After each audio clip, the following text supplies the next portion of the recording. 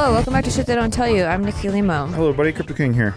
And normally we would put a lot more space in between our Ask Us Anything episodes. However, I just didn't want it to get as behind as it has been in the past. Because sometimes it's gotten very, very behind. 3 months behind, and I just don't want people to feel like we're ignoring them or not wanting to answer their questions. So Same. We also do bonus episodes of Shit They Don't Tell You called Shit They Don't Tell You After Dark. So all kinds of stuff for you to check out over there if you want to. But first, we are going to get to these questions. Are we ready? Let's go. Okay. So this first one comes from Patreon, and it's titled Yummy. Let me see if they want to be anonymous first. It doesn't say. I just won't say the name yet. So, hi, Nikki and Steve. I couldn't find the secret headline word for Patreon questions, so I made my own. Haha. Yummy. I like it. That's in reference to another Ask Us Anything episode. Yes. Where I go over my vocal exercises. Well, Steve made me, and his favorite part of it is when I say yummy. You don't say yummy like that, though. I say yummy. Yeah, that's the best part. I didn't do it today, so sorry if my voice sucks. It's off. Probably sucks, it's right? Off. So, okay. I've been a fan of both of you for many years. I came across the two of you through watching JK News. I was instantly a fan. Oh my God, thank you so much. Thank you. You both are hilarious, witty, emotionally intelligent, and quite frankly, have been my role models through my 20s. I'm 29 now. Holy moly. Wowza. We've been around that long? Yeah, think about it. Oh my God. Well, I need a break. Yeah. True. I need to sip this drink really quick. I mean, if you think about it, like we've been on the tubes for over a decade. Yeah, I started in 2007. Anyway, crazy that I'm still 21. Anyway, Crypto King, thanks to you, I first bought Luna at $5. So needless to say, you two have impacted my life in the best ways possible. What's it at right now? $92. Holy shit. Yeah. Okay. I could go on all day with compliments, but I'm trying to get this email concise. Thank you. I need some advice in regards to how to better handle my emotions when it comes to expressing myself. I don't know if this has anything to do with it, but I'm a Pisces. Yeah, it totally does. And I'm very emotional and mostly introverted. I've always been really bad at communicating how I feel, especially if I feel really hurt by somebody else. And I tend to bottle those emotions and be very passive aggressive. I could give someone, i.e. my husband, the silent treatment for weeks if I had to. Holy shit. Not healthy. I know. I can't do it. She's so petty. I love it. I've tried giving the silent treatment just because like other people have done it. It's fun. I can't fucking do it. I need to tell you what's on my mind like immediately. Yep, I know. I'm aware. Part of the reason why I don't like to open up is because I can't even get a sentence in without crying. I totally feel that. Yeah. Then I feel dumb about crying and not being able to get my point across clearly, and I get frustrated with myself too. Literally any moment where I have to communicate and be even the slightest bit vulnerable, I start to cry, and I find myself having superficial convos with a lot of people to avoid this. My husband is very understanding, gives amazing advice, and is my safe space, but I still struggle opening up. Any advice on how I can work on this? Thank you. Therapy. And yeah, exactly. Yeah. I mean, I haven't been able to find a solution to it yet. It's just something you got to work on every day. Really. It's just part of you. It's part of your natural reflex. Yeah. So you have to work on it like you have to practice, you know what I mean? But therapy for sure. Yeah, I think if something's like coming up in the heat of the moment with not Steve, like somebody else, I have to try really, really hard to, like, I'll go to the bathroom if I have to, like to mask, to dissociate from the emotion and just focus on the facts. And I even have to sometimes make a bullet list on my phone just so I can like visually just see just the facts that I want to say instead of like, because otherwise I just get emotional. And then the more I can't communicate what I'm trying to say, the more emotional I get. And then I'm just like, I totally feel dumb too. And it sucks. It sucks because like, you know what you want to say. And then you go home later and you're like, why the fuck couldn't I just say that? And it gets so frustrating because your emotions like take over your body. And we are very emotional creatures, but some are more emotional than others. And it's just not fair because it's probably like 25% of us that are just like intensely emotional, and it just takes over. And it's not that we can't think logically. It's just that we can't articulate it when we're that emotional. And so, yeah, I find just like really just like taking a breath, like fucking calming down as much as possible. Sometimes it's not possible, and sometimes you're just gonna have to call that person back or say like, hey, I gotta go. Like, actually, let's talk about this later. Let's put a pin in it. So whatever you gotta say to like get out of there. But if I can, I will go to the bathroom, try to dissociate from the emotion of it, and just list out what points I'm trying to make. Yeah. And then I will, even if I have to, I don't know, depending on how close I am to the person, maybe I'll just read it from the thing and be like, and I just tell them like, hey, sorry, I just don't want this to get heated. Here are some things that I don't want to say. Yeah. I don't know. I've done that before. My mother's like this too, so I'm very used to it growing up around it. She would always get very frustrated at her emotions taking over a conversation instead of her intentions. Yeah, it fucking sucks because it's like once you start crying, depending on the person you're talking to, they just use that against you. Yeah. Yeah, if they don't have your back, then that's exactly. That's a little bit, yeah. So yeah, just like my husband's the only person I feel like safe with.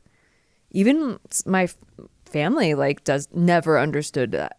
Never understood me when I would just like get emotional about something. They would think I'm being dramatic, which makes me even more sad because I'm not trying to be dramatic. I know. Like at all. Like, and even Steve has said that like sometimes my volume goes up and it's like I can't control the volume coming out of my mouth. It's like all the emotion pushes my voice up to like and this. You don't even know. I don't even know. Yeah. And so it sucks. Like it really fucking sucks. And I totally relate to this because it's not even like, I don't know. It's like the other person can't even ever understand unless they go through the same thing, which they won't. They don't process emotions that way. That's probably the only time I actually get pissed at Nikki. And I'll do like a little silent protest, like I'm not talking to her for like 30 minutes or something. She won't even know that I'm not talking to her either. But like, it's when she snaps at me, but she doesn't even know that she snapped at me. And I'm like, whatever, dude. But like, because she doesn't know, like it's really stupid for me to even like go up to her and be like, hey, don't snap at me. Because she actually doesn't even know that she did. So it's all good. If she does actually snap at me and she knows it, then that's different. We'll have a conversation about it. But like when the times where she doesn't even know and I'm like, whatever. Yeah, it's usually because I can't, like my thoughts are so like in a spiral and then you like come in and I don't even know what you're saying. And so I'm like, I don't know, whatever. And then I'm trying to get back to to what I was thinking about. Yeah. And I don't even mean to like snap at you, but then in hindsight, when you bring it up, I'm like, I'm sorry. I didn't mean like it to come off that way. It's like my brain can't even process what you're saying. Yeah, it's all good. Yeah. Anyway, yeah, it sucks. Honestly, like I don't really have a big solution other than go work for yourself instead of other people and try to limit communication as much as possible. Really smart. Really nice advice. Yeah. This is great, right? Just like don't work in teams. Just pull yourself out of the population. Yeah. Good. Yeah. And then only communicate through a camera after you're comfortable with what you said. Love it. Yeah. Really good advice. Really solid, right? Mm-hmm. That's how I operate now. Pretty much. Yeah, I mean, I think, that's the only thing I've been able to do is just like learn how to not blow up in the moment. You're very good at that now. To go and like try to calm down and compose my thoughts and separate myself emotionally. But sometimes it's just not possible. One of the things, this is really kind of unrelated, but one of the things that I always find that you do that is very odd, but you're probably doing something like this, is sometimes like, I don't know, dude. I'll go outside or I'll go to the garage and I'll see Nikki's been sitting in the fucking garage for like, I don't even know how long. That's true. And I'm like, I didn't even know, that she was home. B, the car's not even making that crinkling sound. I'm in the car, like not just sitting in the garage randomly. Yeah. But the car is not even making that crinkling sound, which means you've been there for a minute. And like, you've done this for years, like ever since we got together even. But sometimes you get home from somewhere and you have to like process your shit. Yeah, it's not even an emotional thing with that one. It's like just a change in environment. Honestly, I just like, sometimes I just don't want to change my environment. I've already been in the car for an hour because usually before we lived in LA and so there's traffic. And so I'm already been in the car for an hour. I just don't want to change my environment. So you're just sitting there? So yeah, I'll just sit there. I'll continue listening to my music, scrolling through social media until I feel like, okay, I'm okay with reprocessing a new room. Dude, that is so weird. I know. You're like a fucking fish going into a new tank. Mm-hmm. You have to put the bag in and let it wait for a little bit. Yeah, I have to like almost Acclimate. mentally, exactly, acclimate and mentally prepare myself. That's why I can't do spur of the moment plans either. Like when people are like, "Hey, what are you guys doing right now? Want to go out to dinner?" I'm like, I didn't prepare for this like at all mentally, and like I just can't adjust the schedule I prepared in my head. Yeah. I de facto tell people no dice on that. Yeah. I'm not even going to bring it to you to stress you out. No, you have to give me at least 24 hours. Yes. I cannot do it. And the times I've tried, I'm so full of anxiety the entire time. It's not even fun, yeah. Yeah, it's not point in it's not you. fun for me, and I'm just pretending the whole time to have a good time. Yeah. But yeah, just I guess try to excuse yourself. It's not even like, it's annoying because it's like not even, it shouldn't even be not normal to have emotions, but because that's how society operates and you're just going to beat yourself up and feel embarrassed later, you just have to do that. True. Good luck, Patreon. Yeah, I'm rooting for you out there. We're rooting for you. Let me know if you've tried any new tactics, and maybe I could use your help, because For real. I don't know. The other day, my aces got cracked for the 5th time, and I had to go to the bathroom and cry a little bit, and then go back to the table and pawn noobs. All right. Next, we have a Patreon update. Okay. So this one's not a question, but it's an update. It's titled Update, Autism, and More. Okay. Interesting. Hey, Nikki and Steve. This is Milan from Patreon. Hi, Milan. Hello, Milan. No need for anonymity. Cool. Nice. Just let your Milan flag fly. I'd be shocked if you remember this, but I wrote to you guys about entrepreneurship almost 2 years ago, which was featured on episode number 117. Oh my God. Wow. That's amazing. I can't believe episode 117 was 2 years ago. I can't deal with it. Well, it's been a very eventful 2 years, and I wanted to share some of the things I learned with you guys and your audience. This isn't a question per se, but I am curious about what you guys think about what I've learned and if you agree or disagree with anything I have to say. Your advice ruined my life. No, imagine. Okay, this is a little long. It is a little long. Are you okay with that? Go for it. Okay.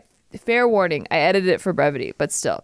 First, some compliments. Nikki, your honesty and candor has done so much for me in terms of helping me be nicer to myself and helping me with taking women off a pedestal, realizing they are more like me than not. Oh, that's awesome. You're also gorgeous and funny and creative and more, and I'm not sure if my boner can take it, so I might not be able to watch any more episodes. Sorry.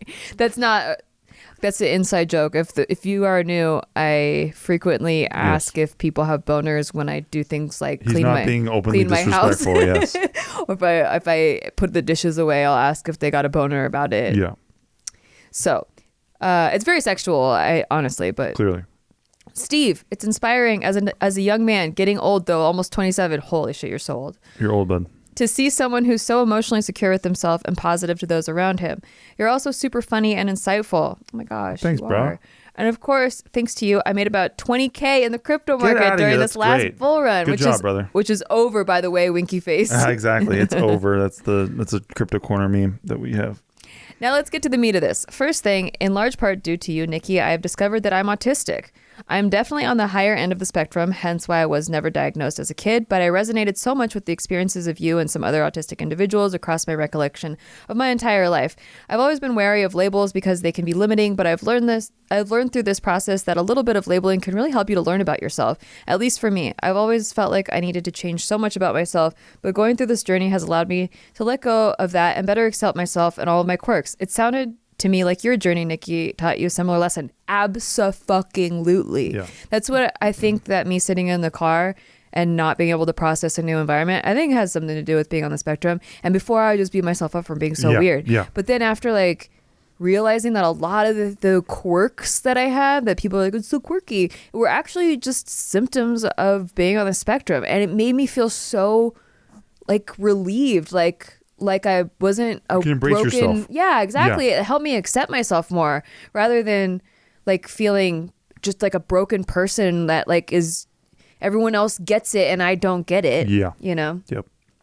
Second, in the last year, I've lost about 50 pounds. Oh my God, good for job. you. Wow. Weight has always been a big personal issue for me, especially as an adult, and I think I finally cracked the code, at least for me. I'm attaching a before and after for you guys so you have a visual, but the thing I learned is actually really quite simple. I just stopped caring. I stopped caring if I lost or gained weight and focused instead on trying to love and appreciate my body for what it is today. Oh my God. Yes, that is the key. Since then, I ended up changing my dietary habits, but the crazy thing was that it was totally unconscious. I just started eating a more healthy amount of food and my body responded without any conscious effort. I feel this crazy on a spirit level. I think we share a soul. Through this process, I've come to an understanding that your body is incredible. And what you really want to do is just clear the roadblocks and get out of your body's way. If you focus on keeping a healthy mind / perspective and not trying to control your body, I feel like your body will naturally trend towards a healthy place that it wants to be at. Curious what you guys think about that and if that resonates with you. Absolutely does. I don't think it resonates with Nikki at all. We've talked about how stress, that's the big one. That actually impacts so much. And not just like recognizing that your body is incredible and stuff and it like naturally like doing its thing when you let it. But I think this also ties into the emotion thing. I suppressed my emotions for so long because it's not acceptable socially. And also I got yelled at a lot as a kid for expressing emotions as intensely, quote unquote, as I do, which is just literally crying because that was my only coping mechanism that I developed as a baby. Which is what I learned through therapy is that like, that's what happens. Like you just develop whatever through being a baby and then those are the only tools you have. And so if someone's yelling at you and like, you just don't have any other tools. So anyway, I used to beat myself up about being emotional all the time, but then like, same with weight loss and gain and stress and all that stuff, like just letting my body cry when it needs to cry for whatever reason and not judging it has been immensely helpful for my mental well-being, like mental health wise, which then, you know, they say your stomach, your gut and your brain are like, your gut is your second brain. So like when you're emotionally cleared and healthy and you're mentally cleared and healthy, you physically start being more healthy too. Great. And I feel like since we moved to Vegas, I've felt the most free and like I lost 10 pounds I'm not even on any kind of exercise programs or trying to eat crazy healthy. I actually just ate like an entire pizza yesterday and that's all I ate. You sure did. But like, I'm not saying to do that. I'm not saying that like that's healthy, but I'm just saying that like there are times in my life when I would have stressed about that and I don't even stress about that anymore. And I think a lot of it is just like acceptance. I love it. Yeah. I agree. For me, it's just, I don't think about, I completely agree with everything that's being said. Yeah. I just don't think about it. I've only thought about it because I self-analyze like, whoa, I just lost like 10 pounds. But when I've been trying to lose 10 pounds, I never do. Like, what's the difference? And I go back and I look at the variables and, you know, I have a habit tracker and all that stuff. And I think the biggest difference has been stress and I think so too for you, for sure. Yeah. And I'm not saying like I eat a pizza every day and like, no, I can do whatever I want, bro. And like, I just fucking crush it. No. I'm just saying that like when you feel good about yourself and you accept yourself, you just like Milan says, you start naturally like wanting to eat healthy things. Like you're just naturally craving, like I'll crave broccoli and like wanting to meal prep soba noodles. Sure. Like I just want to naturally feed my body sustenance. Yeah. That's what I've been doing like a motherfucker lately, dude. It's just like Nikki had pizza yesterday. I had a salad. No big deal. Yeah. You know what I mean? It's just like every time that it's like, you know, I could eat bad. I'm just like, nah. And I don't really drink anymore. Yeah, that's true. You don't. Like maybe once a week or once barely. Every other week. Like probably every 2 weeks. Because I just realized I love how my brain operates quicker without drinking. And it's not just the night I'm drinking. It's like the next 2 days it operates slower. That makes sense. Yeah. You're less foggy. Yeah, exactly. And also, I mean, health-wise, your body can't burn the fat until it burns off the alcohol. So it slows down things there. I mean, it is a poison. I'm not against drinking, but I mean, all drugs are poison. Yeah, dude. So, and obviously I still drink caffeine, so it's not even like I'm a straight edge. No. But yeah, I just noticed that like, yeah, the more that I've been like, I like the way I think when I don't drink, I've just drank a lot less. Finally, we get into relationships. You guys get a lot of relationship questions, and I wanted to offer a slightly different perspective. Oh, I like different perspectives. Very good. As mentioned earlier, I'm approaching 27. Probably will be 27 by the time this episode goes up. If you guys pick my email, let us know. Or are you an Aries? And as of right now, I have never been in a relationship. These past few years have been chock full of self-reflection and development. And thankfully, I've had the resources to buy coaching and therapy to help me. That's so awesome. It's really good. And my perspective on women and relationships has drastically changed. First of all, I'm no longer judging myself for not having some experiences and realize that everyone comes to each aspect of our lives at different times. I may never have had a relationship, but in other areas like my career and passions, I'm considerably further ahead of many of my peers. I came to those things earlier, and while I used to take them for granted and not feel like it was that special, I realized that these are worth being grateful for too. Yeah. Second, anything you want in life, you need to make some effort to get there. But the key thing is that now I'm not worried about the outcome. Rather, I'm focusing on the foundations, loving myself enough that I would accept it when someone says that they want to love me too, making progress in my life in the areas that come easier to help pushing forward in times when it's too hard to try with something more difficult like romance, and just trying to keep my own garden well tended, metaphorically speaking. That's awesome. Focusing on the outcome is the worst thing. You gotta have an outcome in mind, but then just focus on the actions and the process. You guys know me, I love football cliches, but get 1% better every day. Mm-hmm. And that's pretty solid way of looking at every day. Like, it's pretty low stress too. It's like, I can get 1% better today. All right. Yeah. You know what I mean? I think I pitched this book too much, but Atomic Habits by James Clear is all about that. Just getting like 1% better each day by changing your habits. And as you change your habits, you'll just hit your goal without realizing it, rather than like working super hard trying to freaking hit this goal. It's like, no, just change like a little every day to being the person you want to be. And then over time it compounds. It's like an investment. Yes. You don't put in 50,000 and get $1 million the next day. It's like over time. Yeah. I could talk about entrepreneurship stuff too. Oh, this is part of the email. So I'm sorry, this is me transitioning back. I could talk about entrepreneurship stuff too, but this is already quite long, and I'll do a separate update for that if you guys are interested. Working on stuff I'm really excited about. Thanks for reading, thanks for listening, and thanks for being you. Milan, thank you so much for writing. Milan, we talk to Milan all the time in the Discord. Freaking awesome. Thanks, Milan. Rock on. I'm so happy for all of these epiphanies that you've gone through. And it's funny because I've said this, and it was said to me first by, what's his freaking name? What's the guy that in Swingers? He's a director. He's in Favreau. Chef. Yeah, Jon Favreau said this to me. Not just to me. That's a really cool name drop, by the way. Yeah. Well, I was in a YouTube screening of his movie Chef, and he was there, and it was like 15 of us, and he was talking about how if you're under 26, like, don't fucking worry about, I mean, you're going to stress and stuff, but like your life is just going to be completely different after 26. Like 26 is when you start to become the adult version of who you are. And I think I've found it to be so true with not only me, but everyone I know. 25, this is me, not Jon Favreau. I've always said that 25 is the worst year for every fucking buddy. And actually, I've heard in some countries they let you take a gap year at 25 because they know it's just bad. I don't know why that is. I don't know why. And it's not even, it's just on average, 25 is the worst year for everybody. So your life falls apart at 25, and then 26 is like when it starts building back up, when it's still, you put the pieces back together, or you don't, or you for the rest of your life lament about how your life fell apart at 25. Whoa. Yeah. But you don't have to do that. You can just put the pieces together. You're not too old. 26 is also when you're like, I'm too old, I'm pushing 30 and I haven't done anything with my life yet. Yeah, but you're just nonsense. Not. Like nobody fucking knows what they're doing yet. You start over at 26. Trust. Dude, Bryan Cranston didn't make it till he was like in his 40s. Yeah. You just don't know. There's so many stories like that. Shit going on, yeah. And you can always people always think they're too old to start something new, and it's so not true. It's just your mindset blocking you from starting something new. You can always start something new and become successful at it. Yeah. So, yeah, 27, that's a ripe age. Coming into your own. I think that's really great, Milan. I'm so happy for you. So thank you for writing to us.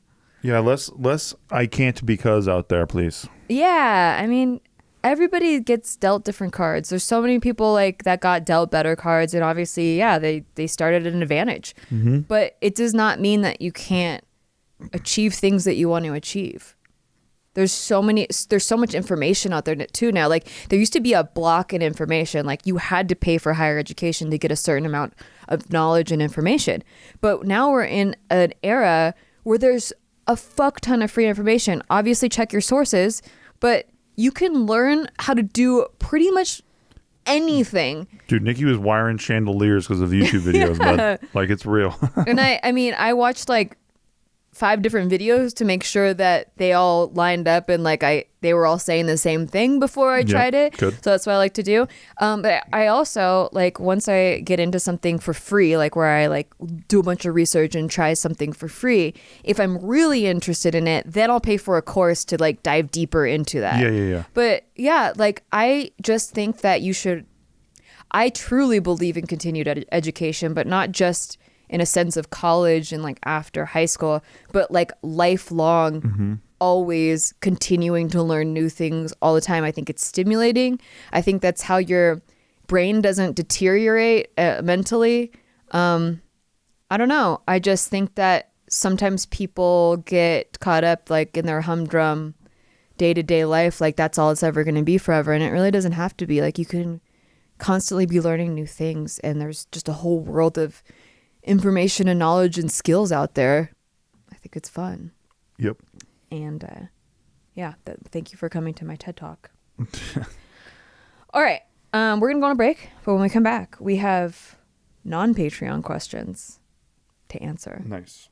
Is that juicy? Is that very juicy cliffhanger? I was going to try to answer one more, but I feel like we should go on a break. Yeah, the second half will be juicier. We'll be right back. Way juicier. You definitely want to come back for the second half. Yeah, you can't miss it. Talk about Steve's dick. We don't. Why would we do that? Just trying to give him a cliffhanger. Oh. Maybe we do. We're talking about Nikki's butt. Don't look at it. I look at it. I might show it. Come back. Okay, so if you didn't know this about me, I love Best Fiends. All right? I play Best Fiends. I like to upgrade my little Best Fiends buddies. I call them my little Best Fiends buddies. They're these little characters that you get in the game, and they help you defeat slugs. Slugs are my mortal enemy. Slugs, I would like to see them all perish from this earth. Sometimes I think that you're doing crypto stuff on your phone, and then I look over and no, you're just playing Best Fiends. That's exactly what I'm doing. Steve's obsessed with Best Fiends. You can play it offline. You can play it online. He likes to make crypto moves and defeat slugs. I do. And also, Best Fiends, one of my favorite things about Best Fiends is after you complete a level, they reward you. They let you pick between all the different locked treasure chests, and I like to pick the middle one every single time because it has brought me many good fortunes and good luck, and a lot of little buddies too. So definitely check out Best Fiends. Look, millions and millions and millions of people play Best Fiends. Okay, it's a great game. You can download it right now for free. There's also some fiendish affirmations that we like to use. Affirmation number 1 is enough is never enough. Sometimes you just don't feel like being satisfied with what you have. You want more. More is better. More is fun. Defeat more slugs. Affirmation number 2 is happiness does not always come from within. I mean, most of my happiness comes from beating Steven Best Fiends. Most of Steve's happiness comes from getting to level 1000 in Best Fiends. Yeah, I don't like to play versus player because then I get sad. Also, I love how they have like colorful new worlds. Their graphics are great, and they are always switching it up. Like it's springtime now. I'm sure they're gonna have like crazy springtime worlds, and I freaking love that because there's so many slugs to find and defeat in the springtime. Did you know that they multiply in the springtime just like other animals and creatures and humans? All I know is no matter what season it is, I have got to take them out. Got to take them every single one of them out. And you can play anywhere, even without internet connection, which is awesome because a lot of places just don't have internet connection, or they want you to pay a fee for internet. Like you're sitting in a hotel lobby, you're waiting. Why am I in a hotel lobby? Oh, because I live in Las Vegas. That's why. And I'm constantly in a lobby of some sort. Very true. I'm on a waiting list for the poker room, and I can't just like not be playing something. That's right. So I don't want to use the hotel's internet. What if I get hacked? I'm playing Best Fiends without the Wi-Fi on. Good call. Download Best Fiends for free from the App Store or Google Play. Plus, earn even more with $5 worth of in-game rewards when you reach level 5. That's friends without the R. Best Fiends. Hello, we're back. Did you see my butt? I saw it. All right, cool. I'm glad everybody's happy with that. Yeah. It's the only time I've ever shown it. So you're welcome. It was good. And very good call. Next up, we have the title, I Feel So Alone, Please Read. Oh my goodness. I'm so sorry already. Skip this one.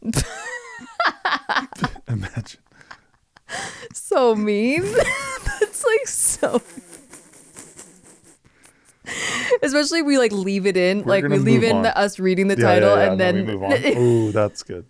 Aw, so no, we're kidding. Okay, hi Nikki and Steve. I adore shit they don't tell you, and I really want to thank you both for what you do. I get so excited when I see a new episode, and it really feels like a safe little community. I feel that way too. Yeah, I just feel so grateful for our particular audience. Like, I don't know, like. A lot of people, you know, you want a podcast to get really big, or you want your show or your whatever, your channel, or whatever it is, like to get really big. But I've found I've been on big channels, I've been part of big shows, and I just way rather prefer my own little small channel and our little community. And like, I just like the intimacy, and like I like that everybody's so fucking chill. Like they're so chill to each other and like chill to. I don't know. I just love you guys. I really do. Anyway.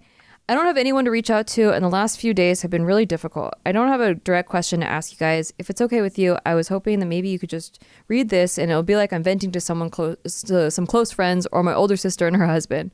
Okay. No bigs. All right. Sometimes I just say this to Steve. I'm like, just let me vent. That's very true. I don't want you to say anything after. I just want to vent to you and then pretend this didn't happen. And sometimes, like today, she just calls in my lap and says, I'm a baby. And I'm like, all right. I did do that. Yeah. Yeah, and then I took a nap, and then you scared me, and then I got in a bad mood because I didn't feel cute. Dude. I'm fine now. I like how I scared you just by walking into a room. Yeah, but I did that sometimes to you, and you get mad at me. You do it. Well, I don't get mad at you for long. I'm just in that moment, you're like, holy shit. Same, that's what happened. Yeah. And it was right after I woke up, so I didn't even process like human beings. Yeah. Well, if you felt ugly after that, imagine how I felt. You saw me and you were like, holy fuck shit. True. Yeah. You were pretty ugly. Thank you. But now you look good. Thank you. Okay. So here we go. For some background, I am a 25-year-old female. Oh, what did I say? There it is. What did I say? There it is. Confirmation bias. I hope you listened to the first half of this episode. Yep. Miss Anonymous. Well, I don't know if you want to be anonymous, but you're anonymous now. I'm a 25-year-old female, married for 4 years, 2 kids, one together. My husband had a 3-year-old when we met. I was 20 when... 4 years, 2 kids. Okay, one they had together, and then the husband had one before they got together. Okay. I was 20 when me and my husband met, and from that moment, it was a constant state of growth for both of us. We have always had something going on. I went from graduating high school to being a stepmom, getting my first degree, getting married, buying a home, taking care of said home, switching jobs, starting nursing school, and having a baby during the pandemic, all while working a full-time job and everything that happens in between. It was beautiful. We accomplished goal after goal after goal. I have always wanted a family. That is awesome. Wow. Okay. Where's the other shoe going to drop? Uh-oh. Okay. I'm halfway through a nursing program that I've always wanted to pursue, and a few weeks ago, I had found out through a fellow student that our nursing school is shutting down. After a few days of trying to get a hold of anyone I could, I was told it was true and no one could move forward. Halfway through, and $25,000 in student loans already used with nothing to show. No other nursing school accepts my credits, so I have to start from scratch. Oh no. I was devastated because for the first time, I felt so fucking lost. I felt like I've been sprinting full speed ahead for years and then suddenly hit a wall. As the days go on, I'm starting to realize that for the last 5 years, I have not taken the time to just breathe and enjoy this phase of life. I feel like something shifted and that this was meant to happen. I don't know if it was turning 25 and the logical part of my brain finally took over, or if I'm realizing just how burnt out I really was with so much on my plate and absolutely no help. Or maybe it was watching my newborn turn into a toddler and what genuinely felt like the blink of an eye. Life is so short and I'm crying over this. Oh, life is so short and I'm crying over this. Like nursing. Yeah. Right now, I'm waiting to see if my credits are accepted at the community college here. If so, I will be placed on a 2-year wait list for their nursing program. I want to spend the next 2 years living life as it is, enjoy the daily small things that clearly get taken for granted, and give myself a break. Is it wrong of me to want this break? I ask because my husband seems annoyed by it. Not because my dream was put on hold, but because my increase in salary has been pushed off for another few years. Things are tight right now, like they are for everyone. We have our essentials plus some non-essentials, bills are paid, and even a little extra save. I'm so grateful for that, but it's never enough for him. He just wants to be able to spend freely without having to think about it. The last 2 years of our marriage have been really difficult. He has done a lot of things that made me feel like he doesn't have my back the way that I have had his. He belittles my contributions to the household all while not helping with a single task, and frequently makes comments about how my problems, feelings, and stressors are non-existent or just not important. I don't come to him for anything. Jesus. Yeah. I don't come to him for anything anymore because I want to avoid getting my feelings hurt. Any affection I come to him for is met with an eye rolling and sighs because he has something better to do. Any intimacy outside of sex is gone. I can't tell you the last time we held hands or had a passionate kiss. He is buried in his phone and it's just me and him. I have tried so many times to talk about things and it goes nowhere. What makes it so much harder is that every once in a while he comes back to reality and expresses his appreciation for me, and I'll get a text apology while I'm at work and it will be better for a few days, but it's becoming less and less meaningful to me because I know it's temporary. I've never taken my problems out on my family. There's a sizable age gap of 17 years between me and my husband as well. Oh. Wowza. So when he initially showed interest in me, it made me feel special. Thinking back, part of me wonders if it was intentional, but I don't explore that thought too often because I would rather not know. I'm so tired of feeling unappreciated, tired of feeling burnt out, tired of walking on eggshells in my own home, tired of feeling like my needs are excessive, tired of feeling unwanted, tired of feeling like I'm crazy. I can't shake the feeling that the time I have right now is so much more important than this childish anger my husband feels toward the world. I see the love you and Steve have for each other and I cry. I want to be loved back so bad. I want to be heard. I want to be seen. Oh my God, it's making me cry. Like, yikes. I'm PMSing right now. Like, stop fucking with my emotions. We have 2 kids. I love my stepson like my own. I've been by his side since he was 3 and he's about to turn 9. Aw. Cute. He clings to me for the motherly love he doesn't get at home. I've seen how ugly it gets between my husband and my stepson's mother. I don't see that as a better option for me right now. I don't want a divorce. That would make everything so much more complicated for me and my son.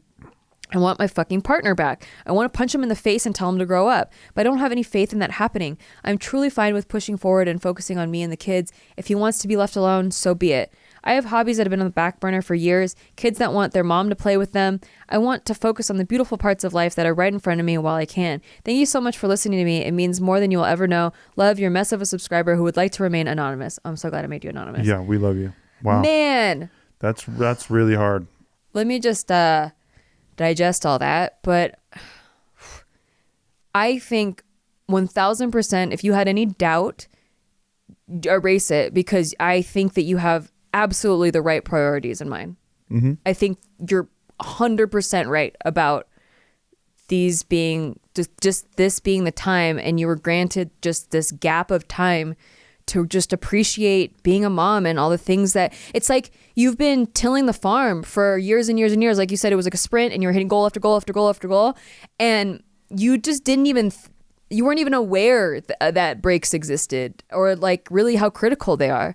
I'm the same way. I like did not know until the pandemic fucking rammed me into a wall and made me stop. Yeah. And then I, got to work on all my hobbies that had been on the back burner. I don't have kids, so that's another, I had a little bit more free time.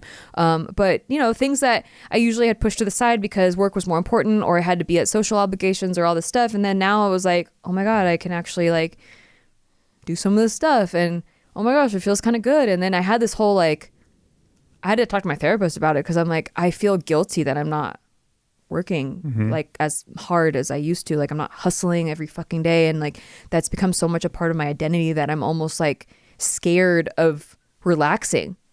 Yes, you are. And it was like a 2-year freaking kind of battle to like learn how to relax and like take each day in.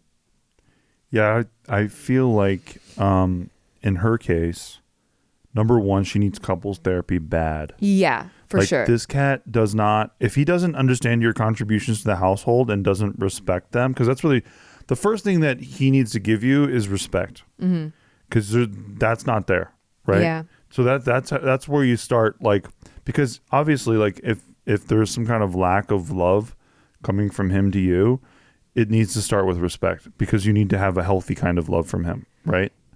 So that's what I want you to do, if you can, is try to get some kind of therapy with your man involved. I was actually going to suggest that next too. I wanted to start with like her not being crazy. But yeah, that's awesome, because I think you're totally right about couples therapy. But I there's not enough information for me to really give an opinion on what might be going on, because I had several thoughts come up. Like one with the age gap thing, the 17-year age gap. I think that's wild, because like how do you I mean, and I don't know your relationship, but I'm just speculating on it. Like, how do you relate on certain things, like even just like stuff you grew up with, like Yeah, and I'm just I'm almost worried, and I'm not saying this is the case, but there have been a lot of cases like this with the big age gap like that, you know, you were 20 when he was 37, and that's when you got married, which means like you guys were dating before you could even have a drink. Sometimes this can be like some sort of psychological issue that they haven't dealt with, that they need like a young girl, either because they are like really attracted to like youth and fertility, the younger the better. That's one type of guy. Another type of guy is like, well, you're easier to groom when you're younger than 25, because if they're so much older, you just kind of like can make you the wife I want and all that kind of shit. And like and you look up to them. Yeah. Like they're kind of like put on a pedestal. Higher status, yeah. And kind of like how as you matured and aged and got like wiser, like you're now having your own thoughts and like you're more independent. You're more independent. And you're breaking out independently. And maybe he doesn't like that. I'm not saying that's him. I'm just saying that's another type of situation that happens with these big age gaps. And maybe his mind can wander towards like finding a new partner or something like that. Another thing is that that goes along kind of with that same line of thought is you change a lot from 20 to 26. Like I said, you're not the same person. And that's why I almost said this in the last question too, that a lot of times when people get married super young, like 18 to 20, it doesn't work out, or they just are miserable like as they approach 30, because they become different people. Yeah. And even if you guys loved each other and like were on the same page when you were 20 to 25, after you might realize you have completely different interests, completely different philosophies on life, completely different core values, and it's not anyone's fault. Like, and that's what sucks about it. And it's the hardest, because of course you don't want a divorce. Like you just want your partner, but maybe you guys are in two different places. I don't know. That could be. She sounds like she's just stuck and looking for light in anywhere she can find it. Yeah. So she sees it in her kids, and she sees it, like, you know, in her environment. Which is, I feel like, giving her strength. Yeah. To like, because she says, if he wants to be alone, so be it. I'm perfectly content with my kids. I don't know if that means like you're okay with leaving him, or just like I'm okay with giving him space for a while. But either way, I definitely see a couples therapist first. Yes, please. See if you can work it out. You don't want a divorce. You don't want to abandon your stepson. And you don't want to live in misery either. Yeah. Like the idea that you have to live in misery with this guy to commiserate. And sometimes a third party telling him like to wake up is going to be more effective than you having that conversation. He's used to listening to you and moving on, right? And then the third issue that came up, I think, is a little bit more common no matter if there's an age gap or not, which is a change in finances. Where that now puts you're stress on things. Yeah, you're 25K in debt, which means that he's 25K in debt because you guys are married. So now he's seeing his finances as 25K in debt, and you not having a income contribution that's gonna chip away at that for at least another 2 to 5 years, however long it takes you to get into the nursing school and then finish the nursing school and then get a job. And so he's looking at it like, oh, you're just going to fuck off during this time instead of like getting another job during these 2 years. And for you, you're like, let me enjoy these moments that I'm never going to get back with these ages of my kids.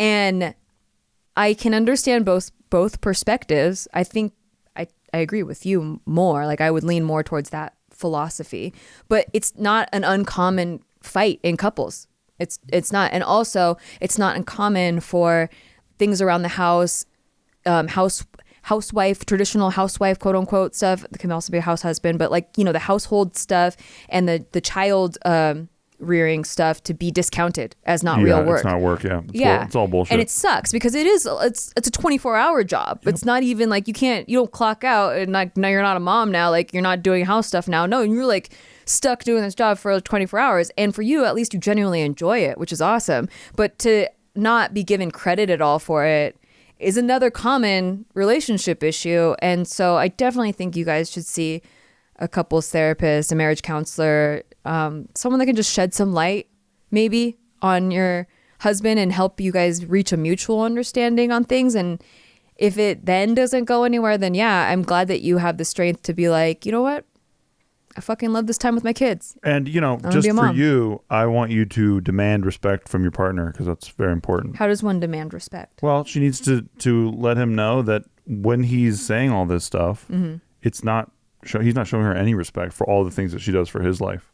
She's doing the opposite. Yeah, eye rolls and sighs. That's all bullshit. I don't like that. You have no respect for me. Yeah. Right? And so that's why I really do believe that it has to start there because if you don't respect your partner, you're in trouble. Yeah. So the fact that he needs to be hit in the head with a wet fish, right? A big wet fish, and realize, oh my God, of course I respect her and all these reasons why, and now I need to act like it. Yeah. So, I'm not saying it's not there. I'm saying he's not treating you like that. Absolutely. Yeah. And there was a period of time, I think we talked about it before, when when Steve wasn't working at the job that he was anymore, and you were owed a bunch of money for a script that you wrote, and was taking like a year to get paid because they just screw writers over like that. That's the very lowest common. point for me. Fucking sucks. Yeah. And during that time is when he really started researching crypto like crazy. And he was just like he is now, like on the computer, like almost all day, like researching crypto, which is fine. But meanwhile, I was like hustling from job to job to auditions and all kinds of stuff, trying to maintain a workout schedule. And then the house was always messy, and I was like the only one cleaning it. And I felt like I was doing everything and contributing everything. And I was starting to resent him. And you told me yeah. that. And so the best thing that I did was tell him right away, because I've said this from the beginning of our relationship. If I ever start to resent you for something, I'm just going to tell you right away, because it's not fair to not give the person an opportunity to fix it. Yep. If they brush you off and go fuck you, then I'm definitely going to resent you. But at least then, if you bring it up and you guys get to talk through it, you see if they have your back, and which they should as your partner, and he did. Even though it wasn't like he was going to go out and get a job, which I was fine with. I just wanted some help around the house. And so then he started helping out way more around the house, and it restored like everything for me. I just felt like, I felt like you had my back 100%. Like you listened to what I was feeling stressed out about, and then you like fixed it immediately. And yeah, well, I think that when you're like maybe in a little bit of the throes of depression, you really do think that whatever you touch, you might as well not touch it, because you'll probably make it worse. Because, for you, life is punishing you for some reason. And when you're told for like every 9 days, like, hey, the check's coming next week or whatever. Yeah. I mean, you remember how that was. Yeah. It was just the most frustrating thing I've ever gone through. And so, so I was just like, fuck everything. It was just really bad. And I didn't know you were depressed. I know. And it was also around like a little bit after your grandpa had passed. Yes. Too. And so I didn't know, because you'd never talked to me about depression before. Yes. Even when I talked to you about my depression. And so, I didn't even put that together until years later, because I don't even think you knew that you were depressed until years later. I did not. Yeah. And there's also an added stress to in a gender bias that the man feels like he needs to provide, and when money's getting delayed, it's like almost emasculating. Well, not to mention, at the time, that's when I was buying Ethereum at $8. Yeah, if you remember. Yeah. So I wanted to go even harder on it. Right. And so that was like the most frustrating thing, when obviously it started to pay off in a big way, the big bet that I made on it. Yeah. I still knew what I could have done, and that was always very frustrating. It took me a while just to realize, dude, there's always another move. You're fine. Yeah. But that was when I was, I had gotten into crypto 2013, but I really started to research it late 2016, and that was when I was getting into Ethereum. And yeah, man, that was also when I was dealing with depression. But yeah. I didn't know it at the time, but I was doing so much work for myself later, but I had to go through that growing pain. Totally. Yeah. I mean, everything happens for a reason. Yeah. So that's why I think you're absolutely right. I think the universe dropped this bomb on you, but it's like a blessing in disguise sort of thing, like it was for you. Mm-hmm. Also, that strengthened our relationship so much, because big time. I loaned you money out of my savings to buy Ethereum. Yeah. And I was like, that was wild. Yeah. And we weren't married yet. Yep. So we weren't getting married for a year. Yep. And so, I had this savings pile that I was saving for a house, and I loaned Steve $10,000. Yep. And that 1,000% strengthened our relationship, because you're like, like you knew that I had your back. Yeah. I knew that you had my back because you stepped it up around like the house too. That like I felt like I had zero doubts about getting married ever. Same. Like it just solidified shit for us. Yeah, and it really made me feel like we were a team. Yeah, team. Yeah. Because I never, you know me, I don't ask for help ever. Yeah. And so like the fact that I needed help. Yeah. And I wasn't asking for it is just so fucking me, right? But then when like you were the first person I ever really went to for help, and you gave it to me, and that had never happened to me before. Like, and it wasn't really, even like a okay, but then you owe me. It was like it was like if you really believe in yourself, and this is you think you're gonna miss your opportunity, I like just take this money. Yeah. And we're not gonna get a house for a while. I'm still saving for it, so it's pretty badass though. Because I remember it was $8, and I remember telling you, I was like, Nikki. I was like, as sure as I'm sitting here, this thing's going to $1,000. I said, as sure as I'm fucking sitting here. And I wouldn't shut up about it. Yeah. I was like, this thing's going to a fucking $1,000 as sure as I'm sitting here because of what it did. And I knew that it had a huge edge on the market. And then, you know, here we are. We've done it again. We've done it with Luna. It's just great. It's just great. It's just great to be on this side of it because I remember how bad it was on that side of it. So yeah, there's a trying window of time, but yes, but this is the time where if you really do put the work in all this darkness, you're gonna look back on this and be like, thank God I went through that. Yeah, and thank God I went through that. And you'll know at least you'll know if you're meant to be with this person. Yes. If this person steps up and has your back and you have their back, then that's what you need to know. But if they don't, then you also need to know that too, and that know if you have a team or not. Yeah, and it's not.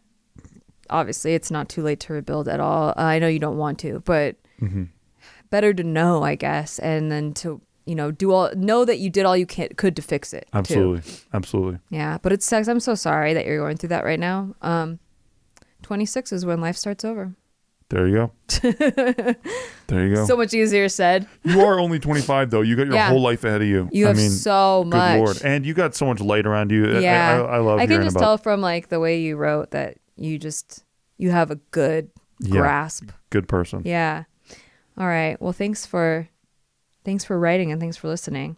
Okay. I think we have time for one more. Okay. This one is titled Question About Poker. Non-relationship question. I swear to God. All right. Hi, Nikki. I've been listening to your podcast with Steve for a long time. You guys are amazing. You've inspired me to learn poker. Like you, I'm a person that loves picking up skills and learning new things and becomes fixated on new activities that I learn. I wanted to know how you would recommend a 25-year-old young woman from California to get started. Let me know. I love you guys. Who's 25-year-olds? Is it okay if I just leave right now? While you take this one? This could be a 15-minute answer. When people write crypto questions, I sit through it. All right, you do a 3-hour poker show, but I yawn the whole time. You do a 3-hour poker show. Let's go. It's not even that intense, honestly. Like, okay, it's new activities. I'm sure you've already done a lot of research if you like to like do new activities, but how would I recommend a 25-year-old young woman from California to get started? Okay, I don't know what part of California you're from, so it would help. But there are casinos everywhere in California that have card rooms. There are card rooms that you can find. A lot of places that they're not considered really casinos because they don't have slot machines and stuff, but they are card rooms, which is a skill-based game, so it's like legal. So find a few of those, but don't go in them yet if you're just getting started. Just know where they are. And then this is what I did was I read a bunch of books, GTO books, what's GTO? Put a game theory optimization, and put together a base strategy that you can always go to that's considered to be statistically profitable in the long run of things if you continually stick to that same baseline strategy.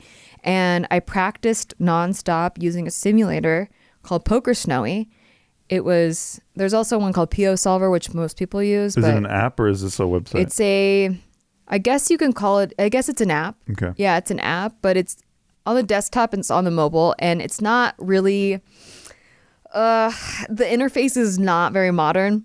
Okay. Like, it's pretty outdated, but the basis. Is this the one you use all the time? It's the one I use every morning. Oh yeah, I see it all the time. Yeah, it looks like shit. It's very outdated. Yeah. And it will work much better on PC than a Mac. I have a Mac. It doesn't. I can't even utilize half the tools that it provides. But I got really good at starting hand selection by position. So if you read these books, you'll know what I'm saying. But like there's different positions at the table, and you'll want to start with a tighter selection of hands depending on what position you are at the table. And sometimes in the beginning, I found it very hard to pick the right hands, because how do you fold ace 4 offsuit? How do you fold that? I wouldn't. I do all the time. If there's an ace, I wouldn't fold it. Unless I'm in the button, which is the dealer seat, or in the blinds, I'm freaking folding ace 4 offsuit. And I, a lot of times, will still fold it there. Because but guess what happens? Loses you more money than guess it what happens makes on the flop? You get ace 4 on the flop. That's very rare. And then guess what happens? You win the whole fucking thing. I think the percentage of times you hit 2 pair on the flop is like 4%. Happens to me a fuckload. A fuckload of times. No. Yeah, all the times you play poker. So anyway, I do 200 hands, simulated hands a morning, which normally would take you like 12 hours to do. But she only does it in 8. No, I do it in like, I do it like 20 minutes, because if you're folding the hand, like you don't have to see the whole hand. You don't even see the flop. Yeah. Like it's just to help you know which folds to make immediately, like so you don't even think about it anymore. And you're folding like queen jack, you're folding king jack, you're folding ace jack a lot, but those are hard hands to fold. But it's true, the times that I've been like, nah, I'm gonna play these, you're gonna lose a lot of money. And so the simulation just like gets it in your head. I did this where I read books, ran that simulation, and played online with play money for 4 months before I ever went to a card room.